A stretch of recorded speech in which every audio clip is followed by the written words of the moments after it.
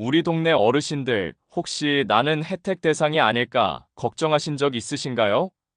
2025년부터 이 걱정을 덜어줄 변화가 생겼습니다. 기초생활보장 제도가 더 두터워졌다는 소문, 사실일까요? 안녕하세요. 오늘은 2025년 개편된 국민기초생활보장제도, 특히 어르신들이 꼭 알아야 할 변화들을 쉽고 친절하게 설명해 드리겠습니다. 끝까지 보시면 내가 혜택을 받을 가능성도 판단하실 수 있을 거예요. 먼저 배경부터 살펴보겠습니다. 지금까지 제도의 기준이 너무 빡빡해서 정말 어려운 분들이 혜택을 못 받은 경우가 많았습니다. 이 격차를 줄이기 위해 개편이 준비되었습니다. 이 개편은 단순히 10월부터 적용이라는 말이 아니라 2025년 기준으로 제도가 전반적으로 바뀌는 겁니다. 중위소득 기준이 올라가고 재산 기준 완화되고 부양의무자 기준도 느슨해졌죠. 이제 하나씩 살펴보겠습니다. 가장 눈에 띄는 변화는 기준 중위소득의 인상입니다. 2025년에는 전년 대비 약 6.42% 올라갔습니다. 예를 들어 4인 가구 기준 중위소득은 약 572만 9,913원에서 609만 7,773원으로 높아졌어요. 이 기준은 여러 급여의 기준선이기도 합니다. 생계급여, 의료급여, 주거급여, 교육급여 등이 중위소득의 일정 비율로 선정됩니다. 이 말은 무슨 뜻이냐 하면요. 기준이 높아지면 도저히 넘지 못하겠다고 판단되던 분들도 새 기준 아래서는 혜택 대상 안으로 들어올 수 있다는 뜻입니다. 예전엔 너무 빡빡해서 제외됐던 분들도 기회가 더 생긴 겁니다. 두 번째 변화는 재산 기준의 완화입니다. 특히 자동차 재산 부분이 눈에 띄게 바뀌었어요. 지금까지는 자동차가 있으면 소득으로 본다는 기준이 너무 엄격해서 혜택에서 탈락하는 경우가 많았죠.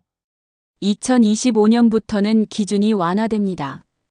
기존에는 1600cc 이하, 차량가액 200만 원 미만 조건이었는데 이제는 2000cc 이하, 차량가액 500만 원 미만의 자동차는 일반 재산 환산율 4.17%만 적용됩니다.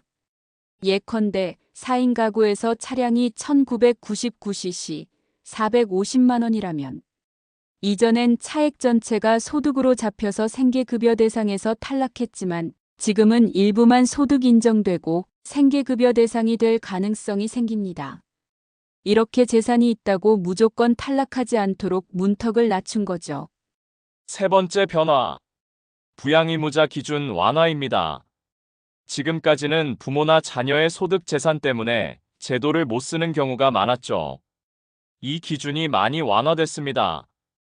또 노인 근로소득 공제 대상 범위도 확대됐습니다.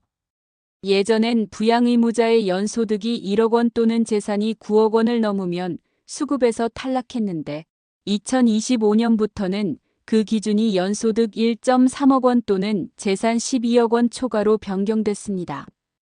그리고 노인분들 중에서 일하시는 분 65세 이상부터도 20만 원 공제 나머지 금액 30% 공제 혜택이 적용됩니다.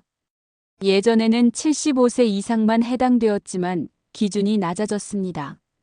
이 덕분에 일하면서 소득이 있는 어르신들도 지원을 받기가 좀 더 쉬워진 셈이죠. 이제 급여별 변화도 살펴봐야 합니다. 생계급여, 의료급여, 주거급여, 교육급여가 각각 어떤 변화가 있을까요? 먼저 생계급여입니다. 2025년 생계급여 기준선은 중위소득의 32%로 정해졌고 4인 가구 기준으로 약 195만 1287원이 기준선이 됩니다. 그리고 의료급여 쪽은 본인 부담 체계가 바뀌었어요. 기존엔 정액제였지만 앞으로는 정률제가 도입됩니다. 즉, 진료비에 따라 본인 부담이 비율로 매겨지게 됩니다. 다만 소액 진료나 약국 이용 부담 상한 등이 예외 규정으로 남아 있습니다. 또 본인 부담 증가 우려를 덜기 위해 건강생활 유지비가 월 6,000원, 1만 2천원으로 2배 인상됩니다. 주거급여도 크게 달라집니다. 임차 가구 기준 임대료는 급지 가구원 수별로 1.1만 원이 0.4만 원 인상됩니다. 자가가구 쪽 주택 수선 비용도 약 29% 정도 인상됩니다. 마지막으로 교육급여도 변화가 있습니다. 초중고 학생의 교육활동 지원비가 인상되고 무상교육 제외, 고등학생의 입학금 수업료 교과서비 등 실비를 지원하는 범위가 확대됩니다. 이 모든 변화가 복지의 문턱을 낮추고 생활의 보탬이 되도록 설계된 거예요. 그럼 조금 더 구체적으로 한 분의 이야기를 들어볼까요? 그 남자라고 이름 붙여보겠습니다. 그는 70대 어르신, 아내와 둘이 사는 가구입니다. 과거엔 연금만으로는 생활이 빠듯했죠. 자동차 한 대가 있었는데 그 차량 때문에 기초생활보장 수급 대상에서 제외된 적도 있었습니다. 하지만 2025년 개편 이후 그 자동차가 1800cc이고 차량가액이 400만 원이라면 이제는 전부가 소득으로 잡히지 않고 일부만 인정됩니다. 결과적으로 수급 자격을 다시 얻을 가능성이 생겼습니다. 또 아들이 일정 수준의 수입이 있었지만 이전엔 부양의무자 기준 때문에 수급이 거부됐습니다. 하지만 기준이 완화되면서 이제는 그 제한을 넘지 않아 수급 대상으로 다시 고려될 수 있게 되었습니다. 오늘 함께 살펴본 2025년 기초생활보장제도 개편 정리해 드릴게요. 첫째, 기준 중위소득이 6%대 이상 인상돼 더 많은 분이 혜택 대상이 될 가능성이 커졌고, 둘째, 재산 기준 완화 특히 자동차 재산 부분에서 문턱이 낮아졌고, 셋째, 부양의무자 기준 완화와 노인 근로소득 공제 확대, 넷째, 생계의료주거교육 급여의 선정 기준과 구조 변화, 마지막으로 실제 사례를 통해 개편이 어떻게 체감될 수 있는지 말씀드렸습니다. 어르신 여러분, 꼭 기억하세요.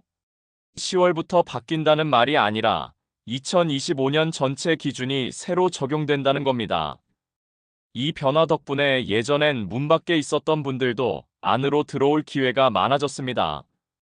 혹시 본인이나 주변 어르신이 혜택을 받는지 궁금하시면 가까운 복지센터나 동주민센터에 문의해 보세요. 오늘 영상이 도움이 되셨다면 구독과 좋아요 꼭 부탁드립니다. 그리고 궁금한 점이 있으시면 댓글로 남겨주세요. 다음 영상에서 더 알찬 정보로 찾아뵙겠습니다. 감사합니다.